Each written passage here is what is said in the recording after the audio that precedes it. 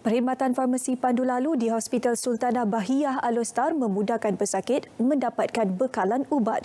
Laporan penuh kita bersama Siti Zaida Osman di RTM Kedah. Terima kasih rakan penyampai di Angkasa Puri. Semasa penularan pandemik COVID-19, Perkhidmatan Farmasi Pandu Lalu, Hospital Sultanah Bahiyah HSB Alostar turut menjadi pilihan pesakit. Ini kerana pesakit tidak perlu menunggu lama di kaunter farmasi untuk mendapatkan bekalan ubat, dalam masa sama mengatasi kesukaran mendapatkan ruang parkir kenderaan. Ketua Pegawai Farmasi HSB, Mas Fiza Abdul Hamid berkata, perkhidmatan farmasi pandu lalu ini menyediakan kemudahan alternatif kepada pesakit yang berada di luar kawasan farmasi untuk mendapatkan bekalan ubat. Pesakit yang berdaftar hanya perlu membuat janji temu dengan pihak farmasi melalui kad janji temu, telefon dan WhatsApp untuk mendapatkan bekalan ubat. Okey, kita akan mengambil masa 2 hari lah. Jadi telefon awal 2 hari untuk mendapatkan ubat. Hasrat Jabatan Farmasi agar pesakit tidak bersesak di kaunter dan tidak perlu mencari parking. Maka dengan pandu lalu ni dia memudahkanlah kepada pesakit untuk mendapatkan ubat. Selain pada pandu lalu, kita ada juga call and collect, maksudnya pesakit boleh telefon dan ambil, dan juga kita war-warkan tentang kad temu janji. Sebelum Perintah Kawalan Pergerakan PKP dan Perintah Kawalan Pergerakan Bersyarat PKPB, perkhidmatan pandu lalu ini menerima 300 pesakit sahaja seminggu. Namun semasa PKPB ini, jumlahnya meningkat sehingga lebih 500 pesakit seminggu. Perkhidmatan pandu lalu boleh dihubungi di talian tertera.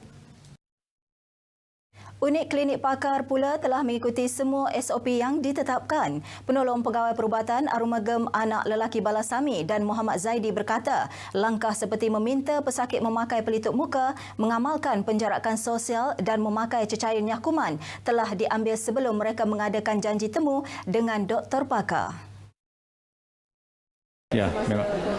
Memang kita dah ambil dah. So pesakit yang mana ada temu janji dia akan datang dan kita akan scan dulu suhu dia. Lepas tu akan masuk pun pesakit yang mana ada temu janji dia akan masuk. Kalau perlukan pesakit yang pakai kerusi roda, dia akan diikuti oleh seorang saja pelawat akan masuk. Okey, untuk temu janji pada hari raya sebelum dan selepas hari raya ni, kita ada penjarakan sosial tu, dan sebelum pesakit masuk ke pintu ke aras klinik pakar, kita buat saringan dulu di hadapan, dan sebagaimana kita nampak di sini kita buat penjarakan sosial, dan juga di pendaftaran masuk pun kita buat penjarakan sosial, dan untuk elakkan daripada jangkitan pada COVID. Klinik pakar ini dibuka seawal 7.30 pagi bagi mereka yang telah ada janji temu bersama pakar perubatan.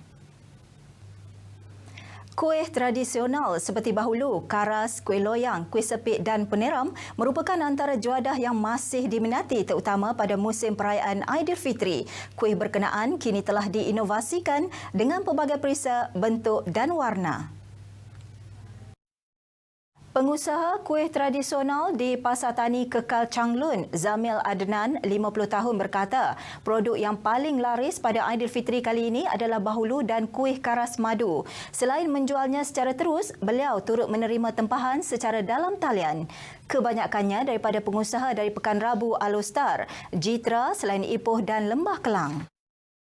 Permintaan PKP ni memang menggalakkan sebab banyak pengusaha yang tak buat sebab orang sangka kan memang tak boleh jual kan. Tapi alhamdulillah bila ada PKP ni jadi sambutan tu memang ni sebab banyak orang tak berniaga, jadi orang akan tumpu kepada kita ni.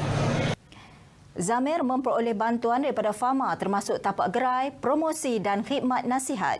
Beliau juga mempunyai bengkel membuat kuih tradisional ini di RTC Napoh Changlun.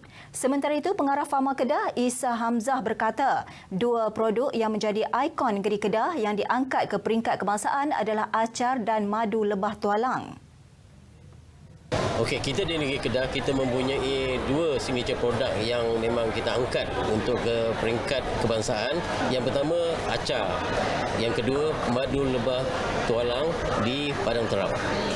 Jadi kedua-dua signature produk ni memang menjadi produk yang kita ketengahkan di mana-mana expo, di mana-mana lokasi yang kita buat jualan, supaya produk ini boleh diterima dan dipasarkan di peringkat yang lebih jauh lagi.